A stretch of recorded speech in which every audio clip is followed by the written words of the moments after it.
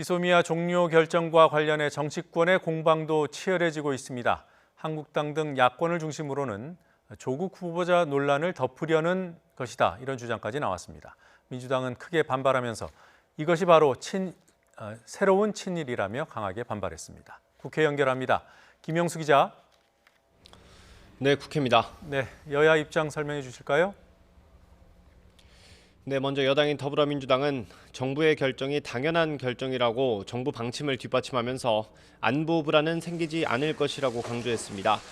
이해찬 대표는 오늘 취임 1주년 기자회견을 통해 특히 이번 결정을 조국 후보자를 둘러싼 논란과 연계하는 것에 대해 일침을 날렸습니다. 원인과 당사자는 고려치 않고 그의 피해를 보고 있는 우리를 향해서 마저 비난하는 정말로 친일파 같은 그런 행위는 그만해야 된다고 생각을 합니다. 이렇게 할수록 그 당은 자꾸 친일 프레임에서 벗어나지 못합니다. 하지만 자유한국당은 더 거세게 몰아붙이고 있습니다. 한국당은 청와대 결정에 북한의 김정은 위원장이 만세를 부르고 중국과 러시아는 축배를 들 거라고 강도 높게 비판했습니다. 황교안 대표는 백해무익한 자해 행위를 했다면서 조국 후보자를 지키기 위한 것 아니냐고 정부 여당을 압박했습니다.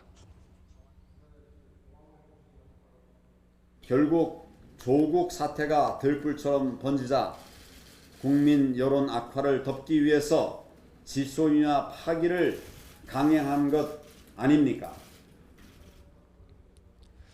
네, 바른미래당도 지소미아 종료를 철회하라면서 정부 결정을 비판했습니다. 오신환 원내대표는 한미동맹의 균열이 현실화됐다면서 한미 관계가 금이 간다면 북미 대화와 경제 한일전이 되겠느냐고 지적했습니다.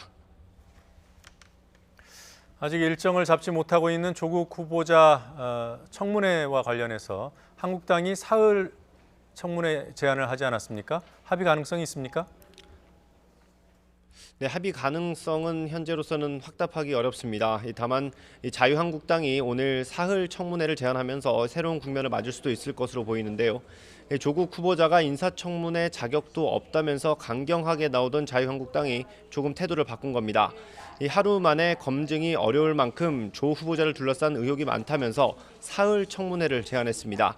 나경원 원내대표는 민주당의 청문회 보채기가 진정성이 있다면 사흘 청문회 제안을 받아달라고 요청했습니다.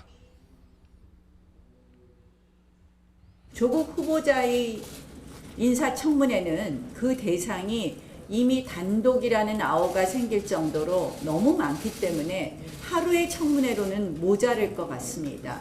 인사청문회법에 따라서 3일의 청문회 제안을 합니다. 네, 민주당은 총리도 이틀인데 장관을 왜 사흘이나 하냐면서 제안을 단칼에 거절했습니다.